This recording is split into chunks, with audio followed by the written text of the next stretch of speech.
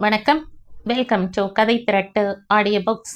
இந்த வீடியோவில் நம்ம என்ன கதை கேட்க போகிறோம்னா, சொர்ணத்தாச்சியின் வீடு சிறுகதை. நம்ம சேனலை இது வரைக்கும் சப்ஸ்கிரைப் பண்ணாதவங்க சப்ஸ்கிரைப் பண்ணுங்க. பக்கத்தில் இருக்கிற பெல் ஐக்கானை கிளிக் பண்ணி ஆல்ங்கிற ஆப்ஷனை ப்ரெஸ் பண்ணுங்க. ஹைப்புங்கிற ஆப்ஷனை கிளிக் பண்ணி இந்த வீடியோவை ஹைப் பண்ணுங்க. வாங்க கதைக்குள்ள போகலாம். என்னடா இந்த பொம்பளை இத்தனை கண்டிஷன் போடுதாளேன்னு வருத்தப்படாதீங்க.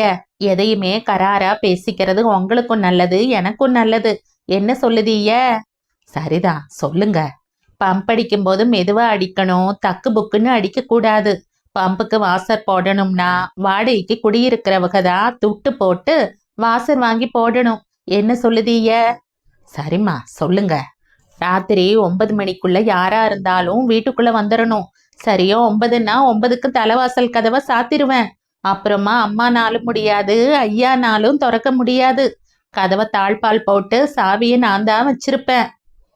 9 மணிக்கே வெளிக்கதவை போட்டுருவீங்களா? ஒரு 5-10 நிமிஷம் லேட்டா வந்தா கூட கதவை திறக்க மாட்டீங்களா? அதுதானையா இத்தனை நேரமும் சொல்லுதேன். விடிய விடிய ராமாயணம் கேட்டுட்டு சீதைக்கு ராம சித்தப்பான கதையாலெல்லாம் பேசுதீய. என்ன சொல்லுதீய? சரி சொல்லுங்கம்மா. வீட்டுக்குள்ள கண்ட இடத்துலயும் ஆணி அடிக்க கூடாது. விறகடுப்பு வச்சு சமையல் பண்ண கூடாது. சமையல் கட்டுல ஒரு பொட்டு கறியை பார்த்தாலும் எனக்கு பிடிக்காது. என்ன சொல்லுதீய? சொல்லுங்கம்மா. ஏன்னா எல்லாத்தையும் நீங்க குடி வர்றதுக்கு முன்னாலேயே பேசிக்கிட்டா உங்களுக்கும் நல்லது, எனக்கும் நல்லது பாருங்க. என்ன சொல்லுதீய? சொர்ணத்தாச்சி 4 வார்த்தைக்கு ஒரு வார்த்தை என்ன சொல்லுதீய, என்ன சொல்லுதீய என்று எதிரே இருப்பவரை பார்த்து கேட்டுக்கொள்வாள். அப்படி ஒரு பழக்கம். சொல்லுங்கம்மா. சொல்ல மறந்துட்டேனே. துணிமணிகளை மொட்டை மாடியில கொண்டு போய் காய போடக்கூடாது. மொட்டை மாடிக்கு யாரும் போகவே கூடாது. வத்தல் போடுதேன், துணி காய போடுதேன், வீட்டுக்கு வந்த விருந்தாள்களை படிக்க வைக்கன்னு ஆரம்பிச்சிடக்கூடாது. என்ன சொல்லுதீய?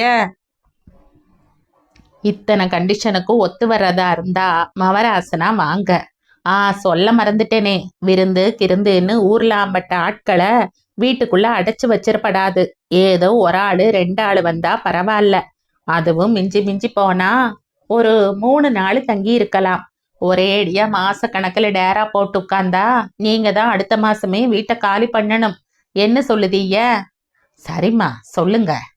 என்னடா இந்த வீட்டுக்காராச்சி கண்டிஷன் மேல கண்டிஷனா போடுதாளேன்னு பார்க்காதீங்க. நாளையும் பின்னையும் நீங்களும் நல்லா இருக்கணும், நானும் நல்லா இருக்கணும் பாருங்க. எனக்கு இந்த வீட்டு வாடகை வந்துதான் வயிறு நிறையணுங்கிறது இல்லை. என் மவன் மிலிட்ரியில இருக்கான். எங்க வீட்டு ஐயா நைனாகுளம் பக்கத்துல 4 மரக்கா விதப்பாடும் பேங்க்ல 2 லட்சத்தி சொச்சம் ரூபாயும் விட்டுட்டு தான் மண்டைய போட்டாக. அந்த அதிகாரி இருந்தாகன்னா நான் இந்த மாதிரி வீட்டை விட்டு வெளியில வந்து நின்று பேசுவனா? அது கிடக்கட்டும். என் கதை என்னோட. இத்தனை கண்டிஷன் இருக்கு. சம்மதமுன்னா வாருங்க. இங்க இருக்க எல்லா குடித்தனங்களும் இப்படித்தான் இருக்குதுக. என்ன சொல்லுதீய? சரிம்மா. வீட்டு வாடகை 200 ரூபா, 2000 ரூபா அட்வான்ஸை போகும்போது தான் திருப்பி தருவேன். வீட்டை காலி பண்றதுனா 1 மாசத்துக்கு முந்தையே அட்வான்ஸா வீட்டை காலி பண்ண போறேன்னு சொல்லிவிடணும். என்ன சொல்லுதீய? அந்த பக்கம் பதில் இல்லை. சிறிது நேர மௌனத்திற்கு பின்னர், அட்வான்ஸ் தான் கொஞ்சம். ஐயா, அதான் சொல்லிட்டனே, காலனா கூட குறைக்கிறதுக்கு இல்லை. இஷ்டம்னா வாங்க. என்ன சொல்லுதீய? ரொம்ப சரிங்க. நல்ல நாள் பார்த்து வந்துடுறோம். நாளைக்கு காலம்பர அட்வான்ஸ் தந்துடுறோம். சொல்லுதேனேன்னு கோச்சிக்கிடாதீக. நீங்க அட்வான்ஸ் தரதுக்கு மிந்தி ஆறாவது வந்து தந்துட்டாகன்னா அவங்களுக்கு தான் வீடு. பொறவு வந்து என்ன ஆச்சு, வீட்டை விட்டுட்டீங்களேன்னு கேளாதீய. சம்மதமா? என்ன சொல்லுதீய? சரிம்மா. காலையில 8-8:30 வந்து தந்துடுதோம். மவராசனா போயிட்டு வாங்க. சொர்ணத்தாச்சி வளவு என்கிற அந்த வீடுகளுக்கு குடி வருகிற நபர்கள் இன்னும் பல விசித்திரமான கண்டிஷன்களுக்கும் ஆளாக வேண்டும். அந்த கண்டிஷன்கள் எல்லாம் வீட்டுக்கு குடி வந்த பிறகுதான் அனுபவத்தில் ஒவ்வொன்றாக தெரிய வரும். ஆட்சியின் கெடிபிடிகளை பற்றி திருநெல்வேலி டவுனில் கேள்விப்படாத ஆளே இருக்க முடியாது. ஐயோ, நீங்க சொர்ணத்தாச்சி வீட்டு வளவலியா குடியிருக்கீங்க? அடப்பாவமே, உட்கார்ந்தா குத்தம், நின்னா குத்தம்பாளே அந்த ஆட்சி என்று சொர்ணத்தாச்சி வீட்டில் குடியிருக்கிற ஜீவன்களை ஏதோ கூண்டுக்குள் அடைபட்டிருக்கிற சர்க்கஸ் மிருகங்களை பரிதாபத்துடன் பார்க்கிற மாதிரி பார்ப்பார்கள். ஆனால் ஆட்சியின் அத்தனை கெடுபிடிகளுக்கும் மசிந்து கொடுத்து எந்த வளவில் குடியிருக்க காரணம்? அந்த வளவில் குடியிருக்க காரணம் தண்ணீர் வசதி. பம்பில் எந்த நேரமும் தண்ணீர் வரும். காலையில் ஆற்றுக்கு குளிக்கப் போவதற்கும் ரொம்ப சௌகரியம். நெல்லையப்பர் கோவில், காய்கறி மார்க்கெட், பள்ளிக்கூடம் எல்லாம் பக்கத்தில்தான். இந்த சௌகரியங்கள் சொர்ணத்தாச்சி தரும் கெடிபிடிகளை மறக்கடிக்க செய்து விடுகின்றன. எல்லா வீடுகளையும் வாடகைக்கு விட்டுவிட்டு சொர்ணத்தாச்சி மாடியில் 2 அறைகளை மட்டும் தனக்கென்று வைத்து கொண்டாள். ஒரு அறையில் மில்ட்ரியில் இருக்கிற அவளுடைய ஒரே மகனுடைய மில்ட்ரி ட்ரங்க் பெட்டிகளும் புழங்காத சாமான்களுமாக கிடக்கும். இன்னொரு அறையை தான் புழங்கி வந்தாள். எல்லா வீடுகளிலுமாக 2000 ரூபாய் வாடகை வருகிறது என்றாலும் ஆச்சி தன் வீட்டில் சமையல் செய்வதை பார்க்கவே முடியாது. காலையில் மட்டும் யாராவது பையன்களை அனுப்பி ஹோட்டலில் இட்லி வாங்கி சாப்பிடுவாள். மதியமும் இரவு சாப்பாடும் அநேகமாக அங்கே வாடகைக்கு குடியிருக்கிற குடித்தனக்காரர்கள் வீட்டிலோ அல்லது உறவினர்கள் வீட்டிலோ தான் நடக்கும். மனிதர்களுக்கு வம்பளக்கும் பலவீனம் உண்டு என்பது ஆச்சிக்கு தெரியும். யார் யாருக்கு எந்த மாதிரி வம்புகள் பிடிக்கும் என்பதும் ஆச்சிக்கு கரதல பாடம். 2வது வீட்டில் குடியிருக்கிற கோமதி நாயகமும் அவர் பொஞ்சாதியும் சினிமா பைத்தியங்கள். அவர்கள் வீட்டுக்கு போனால் தியாகராஜ பாகவதர் காலத்து சினிமா கிசுகிசு வரை அவிழ்த்து விடுவாள். குழாயடி வீட்டில் குடியிருக்கிற கௌரிக்கு வேம்படி தெருவில் குடியிருக்கிற அவள் நாத்தனாரை பற்றி பேச ஆரம்பித்தாலே போதும், சோறு தண்ணி கூட வேண்டாம். சொர்ணத்தாச்சி அவள் நாத்தனாரின் நடை உடை பாவனைகளை கேலி பண்ணி கௌரியை மகிழ்ச்சி கடலில் ஆழ்த்தி விடுவாள். அதற்குள் சாப்பாட்டு நேரமே வந்துவிடும். ஏலா பாத்தியா, பேசிக்கிட்டே இருந்ததுல நேரங்காலமே தெரியல. இரு போய் 2 வாய் சோத்த அள்ளி போட்டுக்கிட்டு வரேன் என்று மெதுவாக எழுந்திருப்பாள். தவறு எழுந்திருக்கிற மாதிரி பாவனை செய்வாள். கௌரி விடுவாளா? அவள் மனதையெல்லாம் சர்க்கரை பாகாக இனிக்க வைத்து விட்டிருக்கிற ஆச்சியின் பேச்சை இன்னும் 2 மணி நேரமாவது கேட்க வேண்டாமா? 2 வாய் சோத்தை அள்ளி போடுறதுக்காக நீங்க மாடிப்படி ஏறி இறங்கணுமாக்கும்? அந்த சோத்தை இங்கு உட்கார்ந்து அள்ளி போட்டாதான் என்னவாம் என்று தட்டில் சாப்பாட்டை எடுத்து கொண்டு வந்து ஆச்சியின் முன்னால் வைத்தே விடுவாள். எனக்கு மக இல்லாத குறைய தீக்கத்தான் காந்திமதி அம்மனே உன் ரூபத்துல வந்திருக்காமா என்று சொல்லிவிட்டு சாப்பாட்டை ஒரு பிடி பிடித்து விடுவாள்.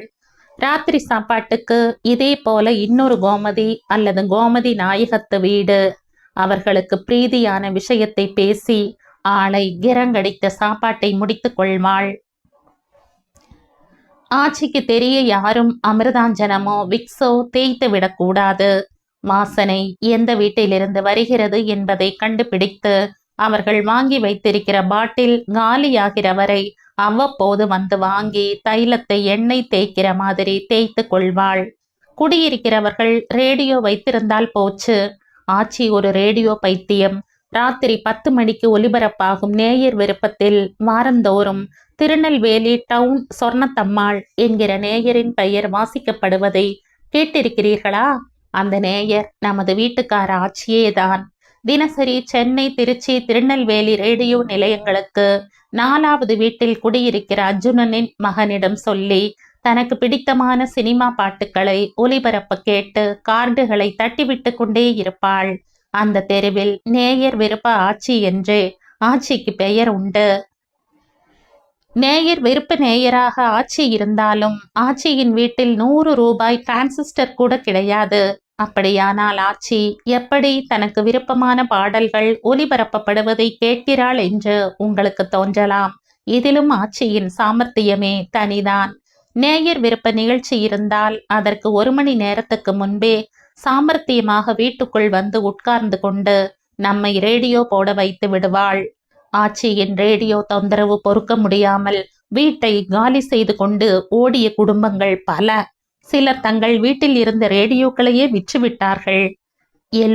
எல்லா வீடுகளுக்கும் தனி மீட்டர் இருக்கிறது என்றாலும் இரவு அகால நேரத்தில் எந்த வீட்டிலாவது விளக்கு எரிகிறதா என்று ஆச்சி மோப்பம் பிடிப்பாள். எல்லா போர்ஷன்களும் ஓடு போட்டவைதான். இதனால் வீட்டினுள் விளக்கு எரிந்தால் ஓடுகளுக்கு இடையே உள்ள இடுக்குகளின் வழியாக விளக்கு வெளிச்சம் வெளியே தெரியும். ஏலா, இம்புட்டு நேரத்துல விளக்கு போட்டு என்னமா செய்யற? விளக்கு அண என்ற ஆச்சியின் குரல் கேட்கும். தனக்கு பிடிக்காத குடித்தனத்தை காலி செய்ய ஆச்சி கையாளும் நடவடிக்கைகள் ரொம்ப டிப்ளமேட்டிக்கானவை. இந்த விஷயத்தில் ராஜதந்திரிகள் எல்லாம் ஆட்சியிடம் கை கட்டி நிற்க வேண்டும். யார் யார் எப்படி என்பதை ஆட்சியின் கூர்மையான அறிவு அவர்களுடன் பழக ஆரம்பித்த சில தினங்களிலேயே எடை போட்டு வைத்துவிடும். ஆளுக்கு ஏற்றபடி காலி செய்யும் நடவடிக்கைகளும் இருக்கும். சற்று படித்தவராக விவரம் தெரிந்தவராக இருந்தால் அவர்களுக்கு புரிகிற மாதிரி ஜாடையாக பேசுவாள், கேலி பேசுவாள். அக்கம் பக்கத்தில் உள்ளவர்களிடம் அவர்களை பற்றி அவதூறுகளை கிளப்பி விட்டு விடுவாள். அந்த வீட்டுக்காரர்கள் பம்பில் தண்ணீர் அடிக்க வந்தால் அவர்கள் காதில் விழுகிற மாதிரி, மனுஷாள்கள் தண்ணீர் அடிச்சா மெதுவா அடிப்பாக, மாடுங்க மாதிரி தண்ணீர் அடிச்சா பம்பு எத்தனை நாளைக்கு வரும் என்று சத்தம் போட்டு சொல்வாள். கொஞ்சம் உணர்வுள்ள குடித்தனக்காரர்கள் இந்த அவமரியாதைகளை சகிக்க முடியாமல் காலி செய்து ஓடி விடுவார்கள். எதற்கும் மசியாத கடோத் கஜர்களை விரட்ட ஆட்சி கையாளும் நடவடிக்கைகள் அவர்களுடைய குணத்துக்கு ஏற்ற மாதிரி இருக்கும். வீட்டு புரோக்கர்கள் மாதிரி வீட்டை காலி செய்து தருவதற்கும் பழைய பேட்டைக்கு பக்கத்தில் சில புரோக்கர்கள் இருக்கிறார்கள். சம்பந்தப்பட்ட குடித்தனக்காரர்கள் வேலைக்கு போய்விட்டு திரும்புகிற வழியில் குடித்துவிட்டு அவர்களை வம்பு சண்டைக்கு இழுப்பார்கள். ஒருத்தன், ஆச்சி வீட்டில இருந்துகிட்டு காலி பண்ண மாட்டேங்கிறையா ராஸ்கல் என்று சத்தம் போடுவான். இதற்கு மசியாத ஆட்களை வீட்டுக்குள் புகுந்து சாமான்களை எடுத்து போட்டு விரட்டி விடுவார்கள். ஆச்சி ஆச்சி, யாரோ உங்க வளவுல வீடு வாடகைக்கு இருக்குதுன்னு சொன்னாக, வீடு கிடக்குதா ஆச்சி என்று விசாரிக்கிறார்கள். ஆறு, அடே ராமையாவா, உனக்கு இல்லாத வீடாப்பா, வா வீட்டை வந்து பாரு, பிடிச்சிருக்குதா பாரு, அப்புறமா வாடகை பத்தி பேசுவோம். செத்த மிந்தி கூட ஒருத்தர் வந்து பார்த்துட்டு போனாரு, நீயும் பாரு.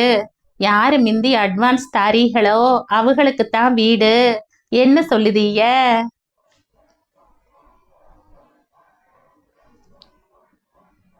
கல்கி இதழில் 1985ஆம் ஆண்டு வெளிவந்த சிறுகதை இது. இந்த கதை உங்களுக்கு பிடிச்சிருந்தா லைக் பண்ணுங்க, ஷேர் பண்ணுங்க, சப்ஸ்கிரைப் பண்ணுங்க. மற்றும் ஒரு இன்ட்ரெஸ்டிங்கான கதையோட அடுத்த வீடியோல சந்திப்போம். Bye, thank you.